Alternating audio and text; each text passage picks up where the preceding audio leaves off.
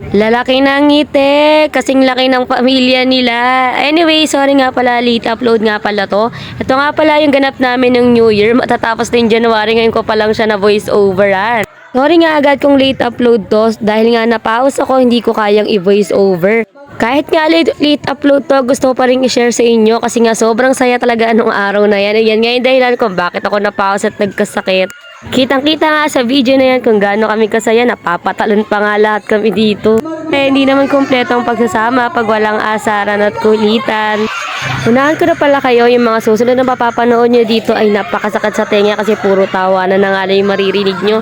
Gusto ko i-share sa inyo at pakinggan nyo kung gaano kami talaga kasaya. Pakihandahan na lang yung mga tenga. Ani daddy? Yung dito, yung pinayin. Pinayin nyo? Ay, oo! Boko si kuya tayo. Ayan nga, bago pa maging maingay yung bahay, hindi pa nga ako yung nag-host nun. Si ate pa nga, tsaka yung bunso kong kapatid, kaya medyo tahimik pa. Pero nung binigay na sa akin yung mic, naku talaga, kitang-kita talaga yung kaingayan ng bunganga ko. Napalingon agad ang mami.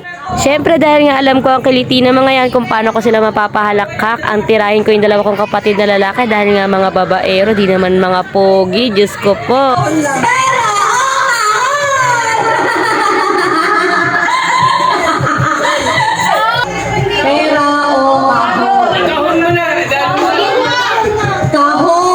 Kahon ang pinili, hindi siya mukhang pera for today's video.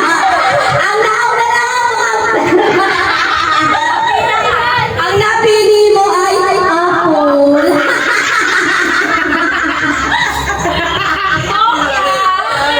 Oh,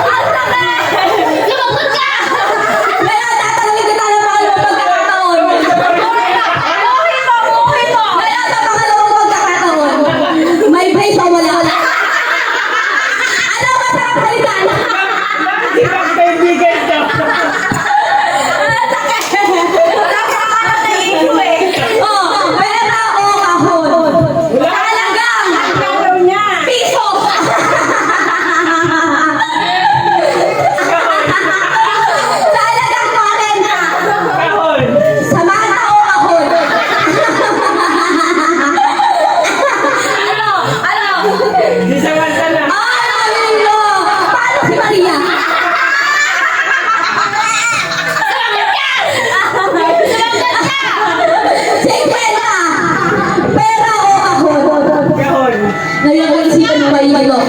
Tinatanong ulit kita. Pera o kahon sa halagang 51. Isipin mo, kinuha ng 51, magkikita kayo sa kanto. Ngayon, tinatanong kita. Pera o kanto?